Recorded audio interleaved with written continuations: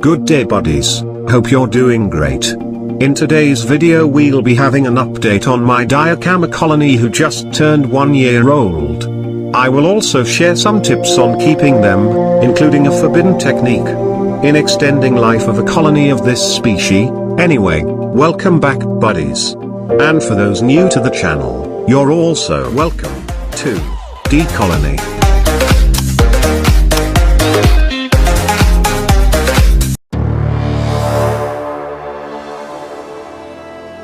Last update on the colony was 9 months ago, when we moved them to their first terrarium. They did great the past months, and I can tell you that they were one of the easiest pet ant colony to keep. And enjoyable to watch as well, as active workers roaming all day, foraging, hunting around the terrarium.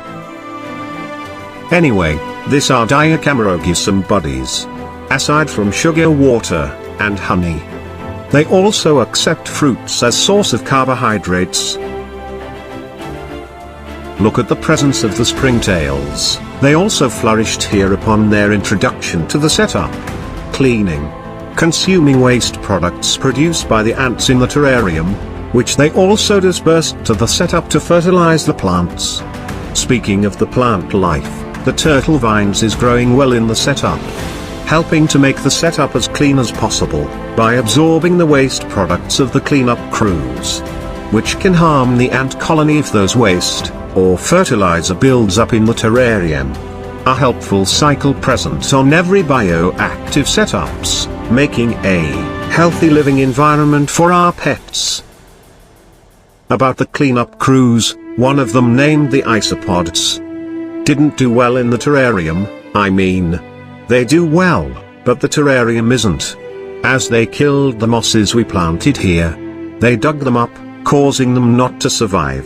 This isopod species is not good for ant farms, as we also talk about on one of our past polyrakas video. I tried to remove them to the setup, and I taked several months to do, since we have the stinging ants inside with them, and I believe there's still a few of them left here, as of today. Anyway, going back with the ants. This girls was so easy to maintain, not picky eaters as well. They love their squishy worms. That's not a baby super worm, or mealworm buddies. That's an adult buffalo beetle's larvae. This one over here is the super worm. I guess the colony have tripled their numbers now, compared when they first arrived on the channel. This colony was sent to us by our buddy and lover.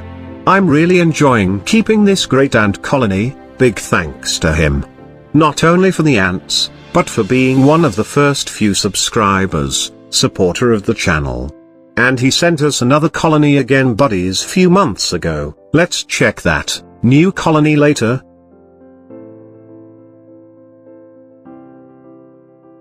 At the back of the setup, they got a lot of broods, but my camera isn't powerful enough to see through the messy glass. And here on the right side, I don't know if you get a glimpse on what's inside, but we got a mountain of cocoons over here. They bring some out whenever I hydrate their terrarium.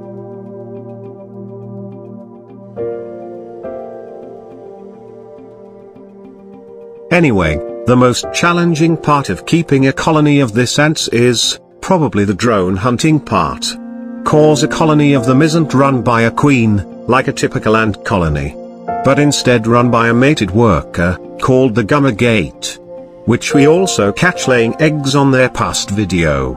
Anyway, the problem with the colonies is, it doesn't live as long as a normal queen ant do. They only live and reign for about 6 months. And the time it dies of old age, a new colony will be elected. This is a good feature of them in the wild cause their colony can continue to grow. But in captivity, to be able for them to continue life is, their keeper like me, and you, need to find a mate for the new virgin colony. It's a challenging task to get one, especially if you live on a place where no wild colonies of this species lives nearby, like me. I need to travel several kilometers, if I decided to go drone hunting. the colony's 1 year of existence under my care. I already introduced a drone once, back in November last year. And one way to tell that you need a drone for your colony is, when they're producing a lot of drones themselves. This means a new gamma gate is elected, cause unmated gamma gate can only produce male ants. She needs to get fertilized to be able to produce workers. But take note, that it's normal for a colony of them to continuously produce drones, but in controlled manner. You will only notice a few released of them, if their mated gamma gate was still alive. Anyway, in this species, this is what a drone, or male ant looks like. One of the things that makes it hard to find a drone for them is, some species of trapjaw ants have the same appearance of drones, in some way. In case you're hopeless in finding a male ant for months, one technique can be done to prolong your colony's life for the time being. This is what they call the forbidden technique. That can be applied on this species. It's done by collecting a drone from your own colony, placing him on a test tube setup, to separate the male ant from its colony, for at least 2 hours. After the said time, we can now release the drone back to the terrarium. The workers will accept the drone, carry him inside the nest to mate with the gamma gate. Take note that it's a forbidden technique, buddies. It's not a good practice, cause it's unhealthy for the colony. But we can do it if we're taking so much time to find a male ant. Doing it as a last resort to extend your colony's life is acceptable in my opinion. Another way to prolong the colony life, buddies, is to get another colony of the same species, which we have here right now. This was sent again by our great friend and lover, 2 months ago. What we can do if we have 2 colonies is drone swap. But yet again, this way is also not a good practice between only 2 colonies in the long run, cause they will become related in just few generations. Doing it with multiple colonies is much better and will last longer. But hunting drones from the wild is the best way to get your colony going, so we can enjoy keeping them as much as we want. I haven't done a drone swap yet with my 2 colonies.